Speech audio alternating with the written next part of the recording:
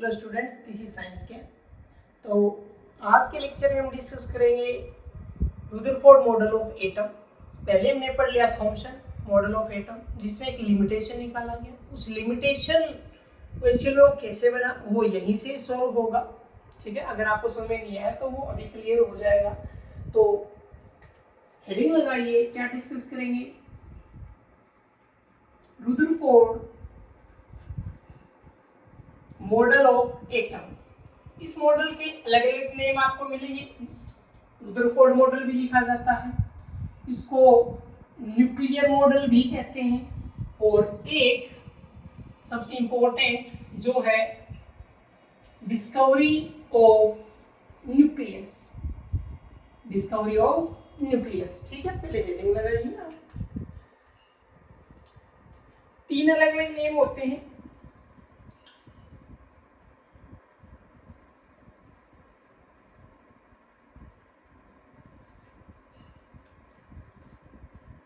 ठीक है, अब रुदरफोर्ड मॉडल क्या था तो स्टार्टिंग करते हैं। ये मॉडल दिया गया था, गिवन बाय रुदरफोर्ड, सेम रहेगा, आप लिख सकते हो। तो गिवन बाय रुदरफोर्ड इन 1911 के आसपास ये मॉडल दिया गया था। अब जैसा कि लास्ट वीडियो हमने देखा था कि एक्सपेरिमेंटल मॉडल था, एक एक्सपेरिमेंट के बेस पे बना हुआ था ये। ठीक है, मॉडल की जितने भी पॉइंट वो एक्सपेरिमेंट के बेस पे आए थे। ठीक है, तो हम लिख सकते हैं based on scattering experiment. Scattering experiment के ऊपर ये बेस था, क्लियर। और यहाँ से न्यूक्लियस डिस्कवर हुआ। अब कैसे हुआ? तो सबसे पहला पॉइंट कि अगर एक्सपेरिमेंटल था, एक्सपेरिमेंट एक्चुअल में क्या था, किस एक्सपेरिमेंट का सेटअप था, क्या क्या रिक्वायरमेंट था, क्या प्रोसीजर फॉलो किया गया, क्या ऑब्जर्वेशन है, क्या रिजल्ट आए, सारी चीजें देखते हैं बारीकी से। तो सबसे पहले देखते हैं इसका सेटअप, यानी कि जो एक्सपेरिमेंट किया गया उसके लिए जो सेटअप लगाया गया उसमें क्या था। ठीक है, तो उसमें सबसे पहला पॉइंट क्या था, यूज किया गया एक एल्फा पार्टिकल सोर्स। क्या यूज किया गया? Alpha particle source. अब एल्फा पार्टिकल एक्चुअल में क्या होते हैं, इस चीज को ध्यान से देख लीजिए। ठीक है, हालांकि हम इसको पहले समझ चुके हैं, किसमें हमने तो हल्का सा इसका डिस्कशन किया था डिस्कवरी ऑफ न्यूट्रॉन के अंदर। तो जो एल्फा पार्टिकल होते हैं एक्चुअल में पॉजिटिव चार्ज पार्टिकल होते हैं। क्या होते हैं? पॉजिटिव चार्ज पार्टिकल होते हैं। और पॉजिटिव चार्ज पार्टिकल अगर मुझे कोई एग्जांपल देना पड़े तो एग्जांपल के बेस पर ये क्या होती है, हीलियम न्यूक्लियाई होते हैं। क्या होते हैं? Helium nuclei. क्यों? क्योंकि हीलियम की अगर बात की जाए तो हीलियम होता है 2 4 होता है, यानी इलेक्ट्रॉन भी 4 होते हैं और प्रोटॉन भी 4 सॉरी इलेक्ट्रॉन 2 होते हैं, प्रोटॉन भी 2 होते हैं। क्लियर? यानी कि जो अल्फा पार्टिकल है इनका अगर चार्ज की बात की जाए तो ये +2 होते हैं। क्या होते हैं? +2 होते हैं, लेकिन मास होता है 4। यानी कि अल्फा पार्टिकल का जो मास होता है वो एक्चुअल में क्या होता है, 4 मल्टीप्लाई मास ऑफ प्रोटॉन होता है। 4 multiply mass of proton. Clear? तो अल्फा पार्टिकल, कोई और एलिमेंट भी यूज किया जा सकता है, कोई जरूरी नहीं है, एक एग्जांपल दिया है मैंने। तो alpha particle actually positive charge particle होते हैं। ठीक है, जो किसी भी एलिमेंट से प्रोड्यूस किए जाते हैं। ठीक है, ओके। उसके बाद यूज किया गया एक गोल्ड फॉइल। क्या यूज किया गया? एक गोल्ड फॉइल यूज किया गया एटम के स्ट्रक्चर के लिए। अब गोल्ड फॉइल जो था वो अप्रोक्स 100 नैनोमीटर थिक था। 100 नैनोमीटर, उसका जो थिकनेस कह लो, कितनी मोटाई थी, वो लगभग 100 नैनोमीटर थी। ठीक है, और एक बात आप जो हम हमेशा देखते हैं कि रिलेशन, क्योंकि आपको जानना होता है कि एक्चुअल में कितना है, तो 1 मीटर इक्वल टू 10⁹ नैनोमीटर होता है। 90 आते हैं, यहाँ पे कितना है? 2 है। तो देख सकते हैं बहुत ही बारीक रहा होगा। क्लियर? ठीक है, ये 2 मेन पॉइंट थे। कई बार कॉमन सेंस का क्वेश्चन पूछ लिया जाता है कि इस रुदरफोर्ड के मॉडल में अगर गोल्ड के अलावा कोई और एलिमेंट लिया जाए तो क्या ये पॉसिबल है? तो गोल्ड के अलावा भी एलिमेंट यूज हो सकता है। फॉर एग्जांपल कि कॉपर का यूज किया जा सकता है। ठीक है, तो कॉपर का भी यूज किया जा सकता है, या सिल्वर का यूज किया जा सकता है। ठीक है, पहले नोट कर लीजिए। बाकी एलिमेंट कई बार पूछ लिए जाते हैं। अच्छा, एक पॉइंट और, एक यूज किया जाएगा डिटेक्टर।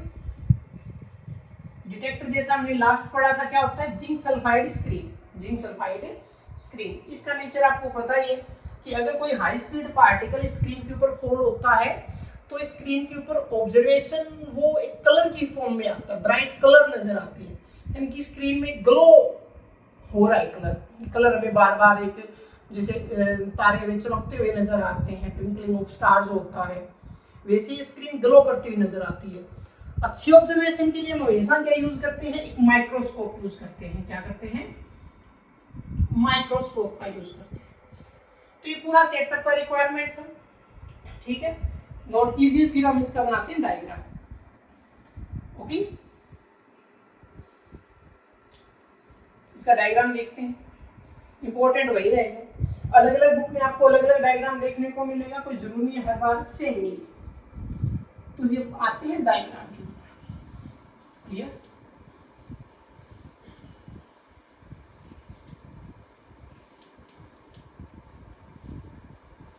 अलग अलग बुक में अलग अलग तरीके का डायग्राम बना दिया जाता है, क्योंकि अब हमें सबसे पहले अल्फा पार्टिकल चाहिए। तो एक हमें ऐसा सोर्स तैयार करना होता है जहां से अल्फा पार्टिकल का प्रोडक्शन हो, यानी कि वो प्रोड्यूस हो, वो रिलीज हुए। तो एक चेंबर बनाया जाता है, वो एक्चुअल में एक लेड बॉक्स होता है, ठीक है, एक लेड बॉक्स होता है, चेंबर होता है जिसके अंदर पार्ट जो एलिमेंट होता है, जो भी यूज किया जा रहा है सोर्स की फॉर्म में, उसको बर्न किया जाता है, ठीक है, जहां से अल्फा पार्टिकल प्रोड्यूस होते हैं।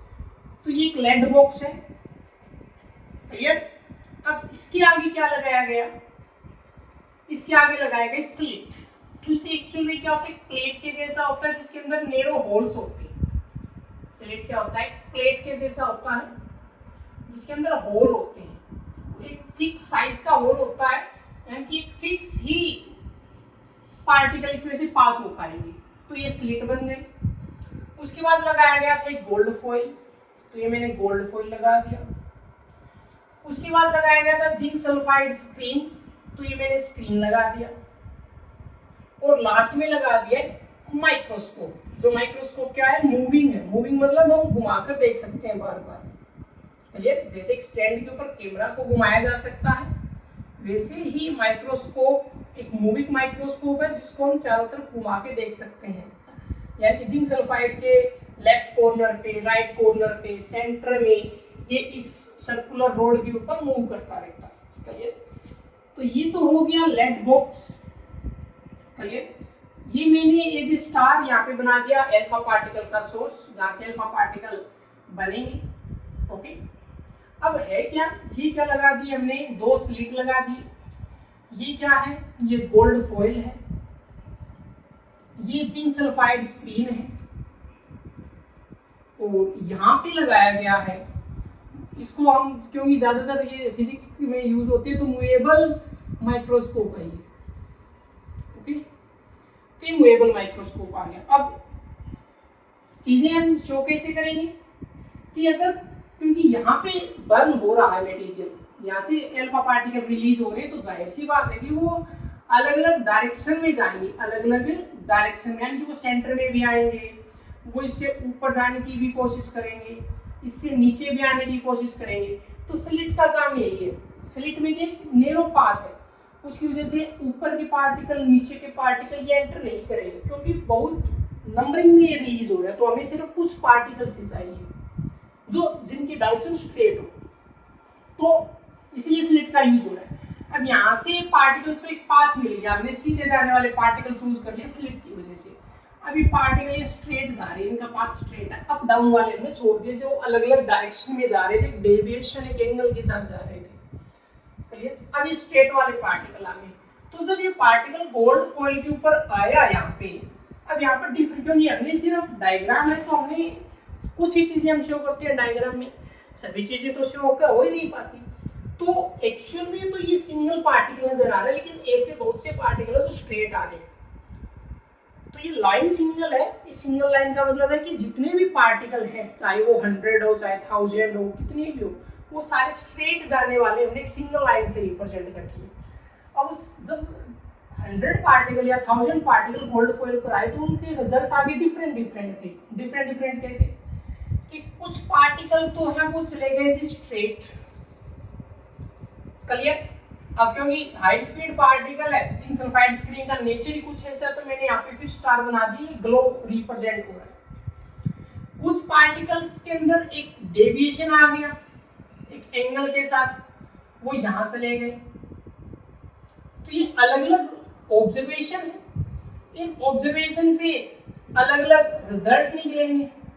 तो किसी में डेविएशन कम आया, यानी कि पाथ में जो चेंज हो रहा है किसी में ज्यादा आया, और कुछ पार्टिकल ऐसे भी थे जो उसी डायरेक्शन में मूव बैक कर गए। तो अलग अलग तरीके के ऑब्जर्वेशन है। अगर मैं बात करूं तो पहला ऑब्जर्वेशन क्या है कि जहां पे पार्टिकल बिल्कुल स्ट्रेट चले गए। उसके बाद ऑब्जर्वेशन कुछ ऐसी है जहां पे पार्टिकल एक एंगल के साथ चले गए, यानी कि गोल्ड फॉइल के आर पार तो हो गए लेकिन एक एंगल आ गया कि अगर मैं इसकी बात करूं तो इसका एंगल इतना है, आगे वाले का एंगल इससे बड़ा है, तो एक एंगल आ गया। और ये वो पार्टिकल है जो मूव बैक कर गए, क्लियर। जिंक सल्फाइड भी क्या हो रहा है नोट करने के लिए पीछे माइक्रोस्कोप लगा है, जिसको हम मूव करके इस पॉइंट पे लाके देख सकते हैं, सेंटर में देख सकते हैं, ऊपर ले जाके देख सकते हैं, क्लियर। अब क्या ऑब्जर्व किया गया, यानी कि ऑब्जर्वेशन और रिजल्ट हम मेनली 3 पॉइंट कहेंगे जो मैंने बताए, स्ट्रेट लाइन, डेविएशन में और मूव बैक, तीनों पॉइंट उठाने वाले। तो पहला ऑब्जर्वेशन क्या आया, पहला ऑब्जर्वेशन, अब एक बात हमेशा दिमाग में रखना कि डायग्राम को हमें समझना होता है। समझना कैसे, जैसे मैंने कहा कि लाइन तो सिंगल है, एक्चुअल में यहाँ पे बहुत सारे पार्टिकल आ रहे हैं। उसी प्रकार कि आपको अब डायग्राम अगर ये कह रहा है कि एक पार्टिकल सीधा आया है, 2 पार्टिकल ऊपर चले गए, 2 नीचे, अब ये नहीं है। डायग्राम को समझ के थ्योरी लिखा जाता है। तो थ्योरी के एक्चुअल में क्या था कि लाइन तो स्ट्रेट है, क्योंकि साइड में तो 2-3 लाइनें और भी दिखाई जा सकती है, लेकिन स्ट्रेट तो नहीं दिखाई जा सकती, इसके ऊपर ही आएंगे सब कुछ। तो रियल ऑब्जर्वेशन क्या था कि most of alpha particle move straight. लगभग अल्फा पार्टिकल क्या चले गए, स्ट्रेट चले गए, लगभग के लगभग, ठीक है ना। इन चीजों की कोई काउंटिंग तो देखो हो नहीं सकती है, कि माइक्रोस्कोप का यूज कर रहे हैं तो ये चीजें गिनी तो नहीं जा सकते कि 1 2 3 500 कितना क्या कुछ है। तो एक बड़ा बड़ा ऑप्शन है, किसके बेस पर, क्योंकि माइक्रोस्कोप है तो वो बता रहा है कि आगे हो क्या रहा है, क्योंकि आगे ग्लो तभी होगा जब पार्टिकल आएंगे, आगे पार्टिकल ही नहीं आ रहे तो ग्लो ही नहीं हो रहा है।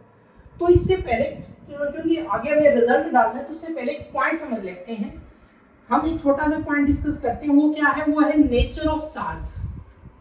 नेचर ऑफ चार्ज, अब चार्ज का नेचर क्या कहता है, नेचर ये कहता है जी पॉजिटिव पॉजिटिव हुआ या नेगेटिव नेगेटिव हुआ, ये अगर है तो ये करते हैं जी रिपेल, क्या करते हैं, रिपेल करते हैं। पॉजिटिव पॉजिटिव के पास नहीं जाएगा, नेगेटिव नेगेटिव के पास नहीं जाएगा, क्लियर। लेकिन अगर पॉजिटिव नेगेटिव है या नेगेटिव पॉजिटिव है तो इस केस में ये करते हैं अट्रैक्ट, ये चार्ज का नेचर होता है, क्लियर। एक तो ये दिमाग में बैठा लो कि सेम हुए तो रिपेल, पॉजिटिव हुए तो अट्रैक्टर, क्लियर। अब थॉमसन के मॉडल पे आते हैं। थॉमसन जी ने ये बोला था कि जी ये है पॉजिटिव, पूरा का पूरा भरा हुआ है, बिल्कुल कोई खाली जगह ही नहीं है। ये मैंने लिखा था ना उसमें नो वैकेंट स्पेस, अब ये भरा हुआ है। और इसमें बाई चांस अलग अलग पॉइंट्स के ऊपर क्या है, नेगेटिव है। अब इस चीज को समझ लो, क्लियर। और जो आने वाले चार्ज हैं, आने वाला, क्योंकि उन्होंने बोल दिया कि एटम कुछ ऐसा दिखता है। अब आने वाला क्या है, अल्फा पार्टिकल्स आ रहे हैं बहुत सारे। अब देखो मैंने 3 लाइनें दिखा दी। अब आने वाले भी क्या है, पॉजिटिव चार्ज है, तो ये अल्फा पार्टिकल का नेचर पॉजिटिव होता है। अब थॉमसन ने कह दिया कि ये पॉजिटिव स्फीयर है। हम रुदरफोर्ड के मॉडल में जो यूज कर रहे हैं वो पॉजिटिव चार्ज है, तो पॉजिटिव पॉजिटिव के पास आ रहा है। तो चार्ज का नेचर क्या कहेगा कि ये हो ही नहीं सकता, इसको पास आने नहीं देगा, कि ये पॉजिटिव से भरा हुआ स्फीयर है, आने वाला पॉजिटिव है, सेम चार्ज है तो रिपेल करेगा, तो इसके पास आएगा ही नहीं। ऐसा होना चाहिए था, ये अज्यूम किया जा रहा था कि ऐसा ही होगा, लेकिन इसका अपोजिट हुआ। अपोजिट क्या कि अल्फा पार्टिकल तो सारे पास हो गए, लगभग पार्टिकल पास हो गए। अब आप सोचने लायक बात है कि आने वाला पॉजिटिव और आगे पॉजिटिव भरा पड़ा है, तो कभी भी पास नहीं होगा, क्योंकि स्पेस ही नहीं है गुजरने के लिए। सारा एक जगह है पॉजिटिव, ये जाने ही नहीं देगा, ये रिपेल कर देगा। लेकिन ये रिपेल नहीं हुआ, सारे अल्फा पार्टिकल क्या चले गए, स्ट्रेट चले गए। इसका मतलब थॉमसन ने जो जूम किया था कि पॉजिटिव स्फीयर, एक्चुअल में ऐसा नहीं है, एक्चुअल में ऐसा नहीं है। यही लिमिटेशन बना था। लिमिटेशन कब निकाला, रुदरफोर्ड से कंपेयर करने के बाद, इसमें था कि वो रुदरफोर्ड के स्कैटरिंग पॉइंट को एक्सप्लेन नहीं कर पाया। तो ये वही तो था कि इसके अकॉर्डिंग तो आर पार नहीं होने चाहिए थे, लेकिन ये तो स्ट्रेट चले गए, ये तो गोल्ड फॉइल के आर पार हो गए। क्लियर? तो ये जो माना गया था पॉजिटिव स्फीयर, क्या पता हो, क्योंकि अभी तक हमने एक पॉइंट लिखा है, लेकिन ये पूरा भरा हुआ नहीं है, इसके अंदर स्पेस खाली है। इसके अंदर स्पेस क्या है, खाली है। तो पहली चीज को समझ लो, दोनों चीजें साइड में लिख लो कि नेचर क्या है चार्ज का, और थॉमसन के अकॉर्डिंग अगर लेके चले, थॉमसन के अकॉर्डिंग लेके चले तो क्या होना चाहिए था कि यही कि आर पार नहीं होते, या तो ये रिपेल होके वापस आ जाते। अगर ये पॉजिटिव है तो रिपेल होने का मतलब हमेशा ये भी नहीं होता कि वो वापस ही आएगा। रिपेल होने का मतलब है कि ये जा रहा था, रिपेल होने की वजह से इसका डायरेक्शन चेंज हो गया। तो या तो ये पॉसिबिलिटी होती बैक वाली, या ये डेविएशन वाली पॉसिबिलिटी होती। लेकिन सबसे ज्यादा ऑब्जर्वेशन क्या है, मोस्ट ऑफ अल्फा पार्टिकल क्या है, वो तो आर पार हो गए। इसका मतलब थॉमसन ने जो सोचा था पॉजिटिव स्फीयर का, वो बात ही गलत थी। है तो थॉमसन का मॉडल को यहाँ पे रिजेक्ट कर दिया गया। यही रीजन था थॉमसन के मॉडल फेल होने का, कि उसने पॉजिटिव स्फीयर सोचा था, लेकिन वो बात गलत थी।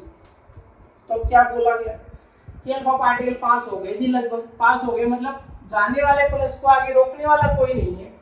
रोकने वाला कोई नहीं है तो रिजल्ट निकाल दिया गया। और रिजल्ट क्या निकाला गया कि most of space in atom is empty या वेकेंट, कि एटम के अंदर का जो लगभग स्पेस है वो क्या खाली है, वहां कुछ नहीं है। तो ये पहला ऑब्जर्वेशन और ये पहला रिजल्ट शॉर्ट में, इसको बढ़ा के कितना भी लिखा जा सकता है। अब सेकेंड ऑब्जर्वेशन क्या आया, सेकेंड ऑब्जर्वेशन ये आया, some particle change their path, या मैं लिख सकता हूं show deviation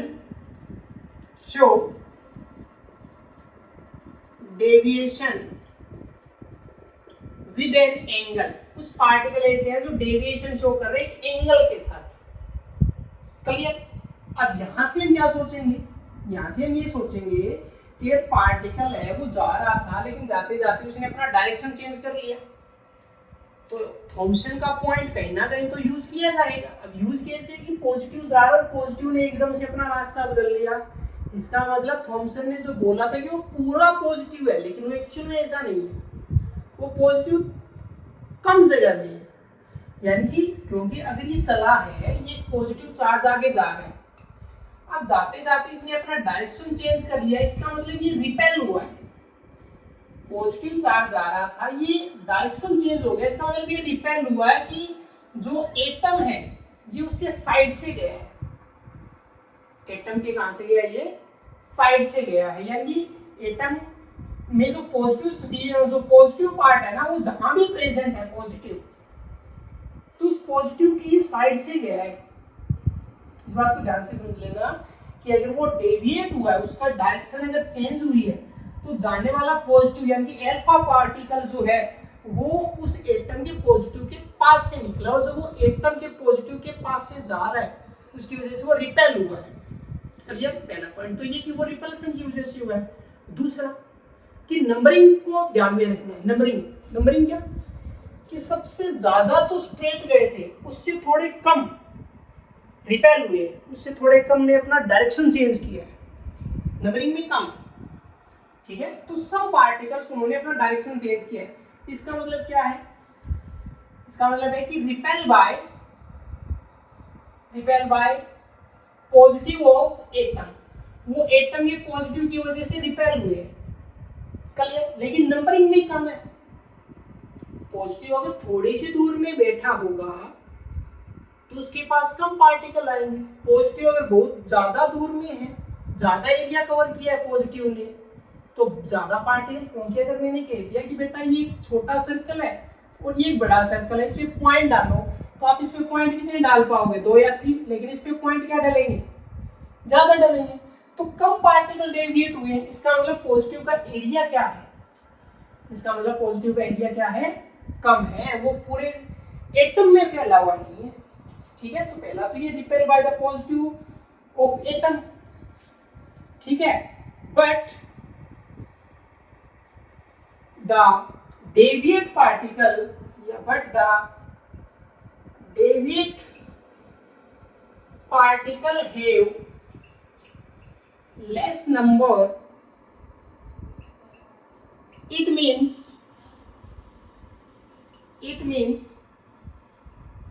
the positive of atom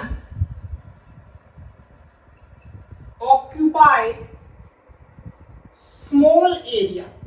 वो एरिया ही क्या है उसका कम है, क्योंकि वो ज्यादा एरिया में होता तो सारे पार्टिकल डेविएट होते, लेकिन जो डेविएट हो रहे हैं उनकी नंबरिंग क्या है, कम है, तो उसका एरिया क्या है, स्मॉल है। ये दो पार्ट अच्छे से लिखिए, फिर आगे बढ़ते हैं। ओके, तो पहला आ गया कि उसके अंदर एम्प्टी स्पेस है, दूसरा आ गया कि जो पॉजिटिव उसका एरिया कम है। अब देखते हैं आगे नेक्स्ट पॉइंट।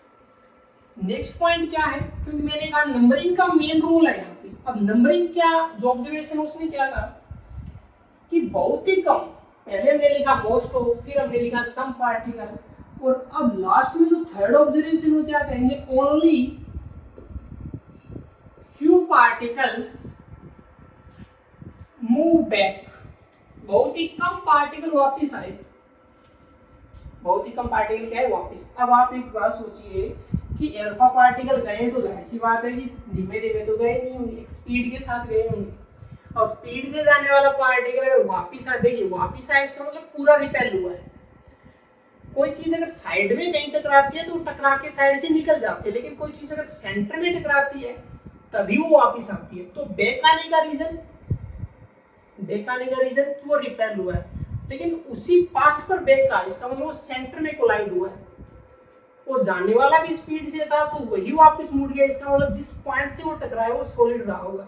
कई बातें देखिए, अगर साइड में टकराता है तो टकरा के साइड से निकल जाता है, क्लियर, उसी पाथ पर बैक आता है, इसका मतलब वो सेंटर में कोलाइड हुआ है, स्पीड से था जाने वाला लेकिन वो वापस आ गया टकरा के। इसका मतलब है कि जहां टकराया वो सॉलिड है, वो डेंस है, वो हार्ड है, वो खाली नहीं है, उसमें कुछ नहीं, क्लियर। तो यही है कि only few particles move back. इसका मतलब क्या है, it means these alpha particle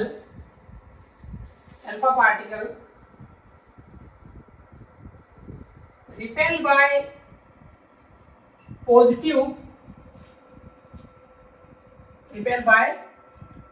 positive या थोड़ा हम और अगर बेटर लिखें इसके रिजल्ट को तो ऐसे लिखा जा सकता है, it means these alpha particle fall on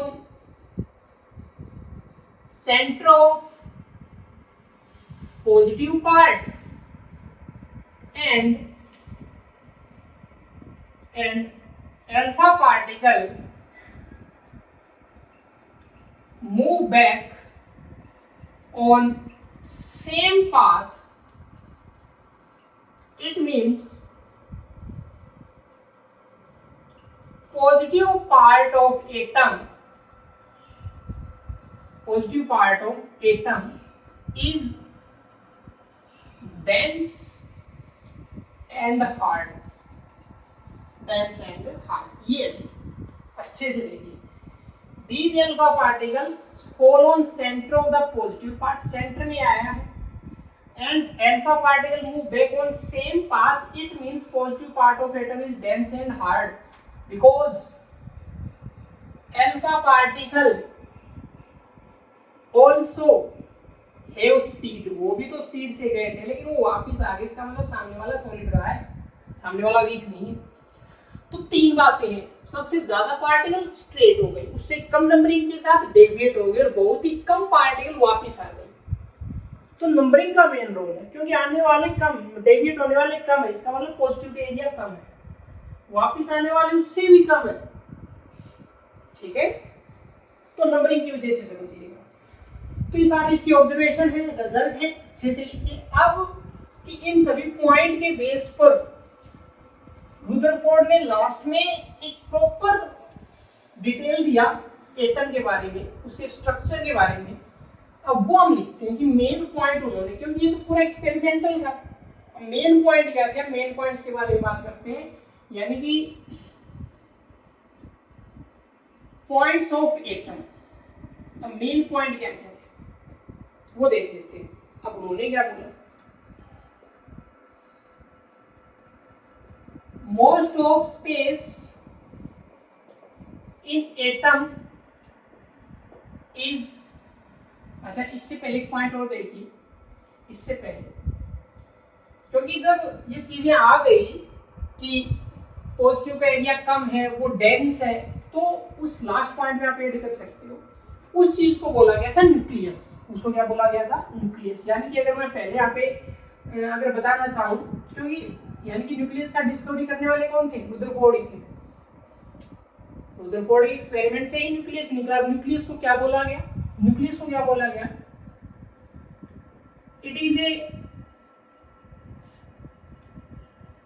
positive part of atom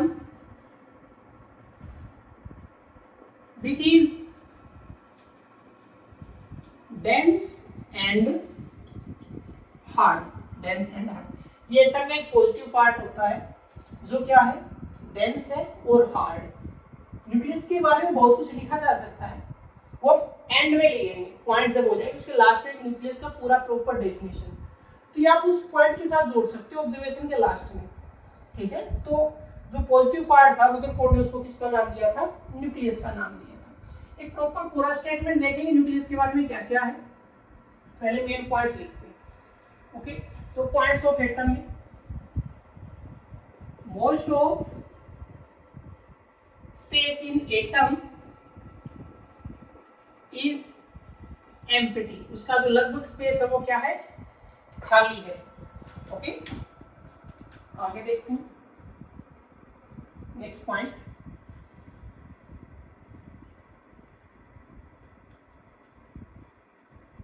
the positive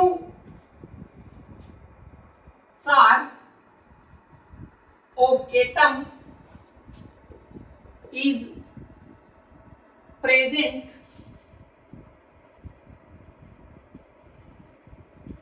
at the centre called nucleus. उसको क्या बोला गया, न्यूक्लियस बोला गया कि जो एटम का पॉजिटिव चार्ज है वो सेंटर में है, और उस सेंटर पार्ट को क्या बोला गया, न्यूक्लियस। तो न्यूक्लियस के अलग अलग डेफिनेशंस देखने को मिलेंगे, इसमें कोई बड़ी बात नहीं। और क्या लिखा जा सकता है, the entire mass of atom present in nucleus due to mass of proton plus में न्यूट्रॉन, कि वो मास हो किसकी वजह से, प्रोटॉन और न्यूट्रॉन की वजह से। क्लियर। नेक्स्ट पॉइंट, अब इलेक्ट्रॉन के बारे में उन्होंने क्या बोला, electron revolve around the nucleus in a circular orbit। कि जो इलेक्ट्रॉन रिवॉल्व कर रहे हो न्यूक्लियस के अराउंड और किसमें, एक सर्कुलर ऑर्बिट में। भी यहाँ पे नोट करने वाला है कि उन्होंने एक सर्कुलर पाथ के बारे में बताया था, बस इससे ज्यादा उन्होंने कुछ नहीं बोला था। किसमें एक सर्कुलर पाथ में। एक बात उन्होंने और कही, क्योंकि न्यूक्लियस के अंदर पॉजिटिव है, न्यूक्लियस के अंदर क्या है, पॉजिटिव है, इलेक्ट्रॉन क्या है, नेगेटिव है, और ये रिवॉल्व कर रहा है। अब हमें पता है कि जो प्लस है और जो माइनस है उनके बीच में जो फोर्स काम करेगा वो कौन सा होगा, इलेक्ट्रोस्टैटिक। कौन सा होता है, इलेक्ट्रोस्टैटिक फोर्स होता है। लेकिन ये तो इलेक्ट्रॉन रिवॉल्व कर रहा है, इलेक्ट्रॉन रिवॉल्व कर रहा है, इसका मतलब यही इलेक्ट्रोस्टैटिक फोर्स किसके लिए यूज हो रहा है, used for motion of electron के मोशन के लिए यूज हो रहा है। क्लियर। अब न्यूक्लियस तो एक जगह पे है और वो रिवॉल्व हुआ जा रहा है, इसका मतलब यही इलेक्ट्रोस्टैटिक फोर्स किसकी फॉर्म में यूज हो रहा है, किसकी फॉर्म में, सेंट्रीपिटल फोर्स की फॉर्म में। यही इलेक्ट्रोस्टैटिक फोर्स है वो सेंट्रीपिटल फोर्स की फॉर्म में यूज हो रहा है। ये रुदरफोर्ड ने बोला था कि इलेक्ट्रोस्टैटिक फोर्स होता है जी प्लस और माइनस के बीच का, लेकिन ये मोशन के लिए यूज हो रहा है और ये सेंटर से जुड़ा हुआ है, ये सेंटर की तरफ उसको खींच के रखा है इलेक्ट्रॉन की, वो बाहर ना चला जाए उस ऑर्बिट से। तो एक्चुअल में वो फोर्स कौन सी होती है, सेंट्रीपिटल। दो होते हैं, एक सेंट्रीपिटल होता है, एक सेंट्रीफ्यूगल होता है। इसका मतलब यही फोर्स है वो सेंट्रीपिटल फोर्स की फॉर्म में काम कर रही है, जिसकी वजह से इलेक्ट्रॉन का मोशन है हो रहा है। ठीक है, तो ये कंप्लीट डिटेल था रुदरफोर्ड मॉडल में। क्लियर। अब एक जो उन्होंने मॉडल लास्ट में बनाया कि एटम ऐसा दिखता है, हम उसके बारे में बात करते हैं कि उन्होंने क्या कहा। ठीक है, अब पहले बनाते एक्सपेरिमेंटल की, एक्सपेरिमेंट की बेस पर क्या है। तो जो चीजें निकल के आई कि ये पूरा एटम ले लिया गया, ठीक है, ये पूरा एटम हो गया, और उसके बाद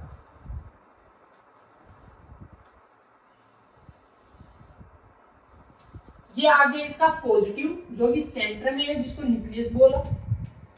क्लियर।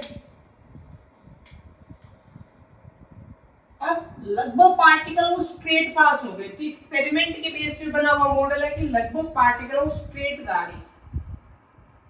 क्लियर। तो ये मैंने स्ट्रेट दिखा दिया कि पार्टिकल क्या है, स्ट्रेट जाने वाले। ओके। कुछ पार्टिकल जो डेविएट हो गए, मतलब एक एंगल के साथ, तो ये वो पार्टिकल मैंने दिखा दिया। तो ये नंबरिंग है, ये पार्टिकल जो डेविएट होके जा रहे हैं, और बहुत ही कम पार्टिकल जो जिस पाथ पे गए थे उसी पाथ पर क्या आ गए, वापिस आ गए, यानी कि फॉरवर्ड से बैकवर्ड डायरेक्शन में आ गए। तो ये मैं दोनों एक साथ शो कर रहा हूं एक ही लाइन पे, फॉरवर्ड भी और बैकवर्ड भी। क्लियर। तो ये स्ट्रेट वाले हैं, ये डेविएशन वाले हैं, और ये मूव बैक। क्लियर। तो ये मॉडल लास्ट में शो किया गया, अल्फा पार्टिकल्स के साथ शो किया गया कि ऐसा है एटम के। क्लियर। नोट कीजिए, जल्दी नोट कीजिए। अब इसके बाद निकल के आए लिमिटेशंस। अब रुदरफोर्ड के मॉडल का क्या लिमिटेशन आया, तो वही पॉइंट जो मैंने आपको बोला कि लिमिटेशन दो तरीके से निकलता है। एक कि उस टाइम जो चीज प्रेजेंट है, कोई भी कंसेप्ट, चाहे वो थ्योरी की फॉर्म में हो, लो, हाइपोथेसिस, कुछ भी हो, उससे कंपेयर किया जाए उस चीज को, तब अच्छे बुरे का पता चलता है। या नेक्स्ट फ्यूचर में आने वाले किसी और चीज के साथ कंपेयर किया जाए। तो जो रुदरफोर्ड का मॉडल था वो कंपेयर किया गया था एक थ्योरी के साथ, और वो थ्योरी क्या था, वो था एक इलेक्ट्रोमैग्नेटिक वेव थ्योरी जो मैक्सवेल ने दिया था। ठीक है, एक मैक्सवेल का थ्योरी था इलेक्ट्रोमैग्नेटिक। ठीक है, इलेक्ट्रोमैग्नेटिक वेव थ्योरी, उसके साथ उसको कंपेयर किया गया। ठीक है, अब इसमें ये लिमिटेशन में बाकी सारी चीजें, मतलब मॉडल के अंदर रुदरफोर्ड के मॉडल में वो सारी बातें सही थी, first second third point. Problem कहाँ है, लास्ट में। उन्होंने बोला कि इलेक्ट्रॉन रिवॉल्व कर रहा है, एक सर्कुलर ऑर्बिट में रिवॉल्व कर रहा है, यानी कि उनके अकॉर्डिंग रुदरफोर्ड के अकॉर्डिंग ये पॉजिटिव है, ये इलेक्ट्रॉन है और ये रिवॉल्व करता जा रहा है। ठीक है, ये रिवॉल्व कर रहा है। ठीक है जी, रिवॉल्व करता रहेगा। क्लियर। अब उन्होंने इतना कह के छोड़ दिया। अब जब बात आई इसकी लिमिटेशंस की, अब लिमिटेशंस कहां से आई, वो आई थी from Maxwell electromagnetic wave theory. अब इस थ्योरी में क्या था, मैक्सवेल ने दिया था, उसमें था क्या, वो थ्योरी ये कहता है कि अगर कोई भी चार्ज,